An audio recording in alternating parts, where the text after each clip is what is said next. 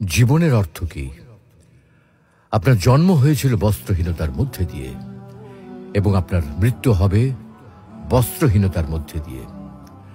আপনি পৃথিবীতে এসেছিলেন অত্যন্ত দুর্বল হয়ে, এত দুর্বল ছিলেন যে মার সাহায্য ছাড়া খাবারটুকু মুখে নিতে পারতেন না।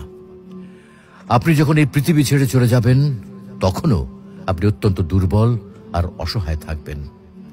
তখন আপনার কাফনের কাপড়টুকু আপনি নিজে পরতে পারবেন না, আরেকজন আপনাকে তা পরিয়ে দেবে।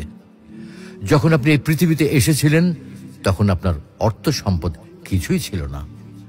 যখন আপনি এই পৃথিবী ছেড়ে চলে যাবেন তখনও আপনার অর্থ সম্পদ কিছুই থাকবে না। আপনাকে প্রথম গোছল যেমন অন্য কেউ দিয়েছিল, তেমনি আপনার শেষ গোছলও অন্য কেউ দেবে। আপনি যেমন পৃথিবীতে একা এসেছিলেন, ঠিক তেমনি ভাবে আপনাকে পৃথিবী থেকে একাই চলে যেতে হবে। আপনার সঙ্গে আপনার প্রিয়জন কেউ যাবেন না। হ্যাঁ, এটাই জীবন, এটাই তো জীবন। তাহলে কেন এত মারামারি, এত সংঘাত, এত হানাহানি?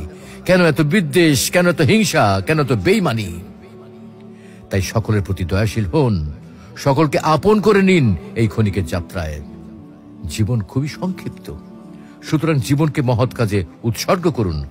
সর্বদাই নিজের ও মানুষের কল্যাণ করুন, অনর্থক কাজ থেকে নিজেকে বিরত রাখুন। তাহলে আল্লাহ রাব্বুল আলামিনও পরকালে আপনার কল্যাণ করবেন। পরিশেষে পবিত্র আল কোরআনুল করিমের এই আয়াতটির অর্থ গভীরভাবে অনুধাবন করুন আর ভাবতে থাকুন, মহান আল্লাহ রাব্বুল আলামিন আপনাকে লক্ষ্য করে কি বলছেন। হে ঈমানদারগণ, তোমাদের ধন সম্পদ ও সন্তান সন্ততি যেন তোমাদেরকে আল্লাহর স্মরণ থেকে গাফেল না করে, আর যারা এ কারণে গাফেল হয় তারাই তো ক্ষতিগ্রস্ত। আমি তোমাদেরকে যে রিজিক দিয়েছি তা থেকে মৃত্যু আসার পূর্বেই ব্যয় করো, অন্যথায় সে বলবে, হে আমার পালনকর্তা, আমাকে আরো কিছুকাল অবকাশ দিলেন না কেন? তাহলে আমি সাদকা করতাম এবং সৎকর্মীদের অন্তর্ভুক্ত হতাম। প্রত্যেক ব্যক্তির নির্ধারিত সময় অর্থাৎ মৃত্যু যখন উপস্থিত হবে তখন আল্লাহ কাউকে সামান্যতম অবকাশ দেবেন না। তোমরা যা করো আল্লাহ সে বিষয়ে খবর রাখেন।